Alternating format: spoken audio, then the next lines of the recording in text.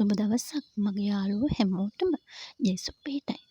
මේ ඔයගොල්ලන් දකින්නේ මම කරන්ට් බිල රුපියල් 3000කට තියාගෙන යන විදිය තමයි. ඉතින් මම කෙටල් එක ගහන්නේ එක දවසට එක වෙලාවයි. ඊට පස්සේ මම කරන්නේ ඒකෙන් උණු වතුර එකක් මගේ උණු වතුර බෝතලෙට දාගන්නවා.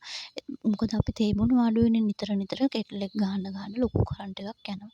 ඒකින්ද තමයි මම මේ විදිහට කරන්නේ. අනිත් එක තමයි මම පිච් එක රෑට ඕෆ් කරනවා. එතකොට උදේට තමයි මම දාන්නේ. ඊට පස්සේ මම කරන්නේ ඉතින් මම වොෂින් මැෂින් එකට රෙද් ටික දාන්නේ දවස් දෙකක් එකතු කරලා. මොකද ඒකමුත් මට විදුලි අර පිරිමැස් වෙන හින්දා.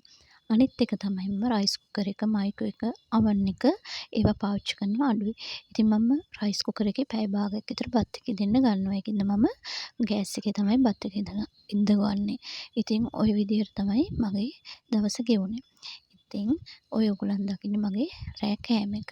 චිකන් ඩෙවල් දාලා අලු හොදි හදලා කහ බත් හදලා. ඉතින් මේ වීඩියෝ එක ලස්සනයි කියලා හිතෙනවා. තවත් ලස්සන වීඩියෝ එකකින් හමු වෙන්නම්. ගෙන් එන්නම් ජේසුස් පිහිටයි.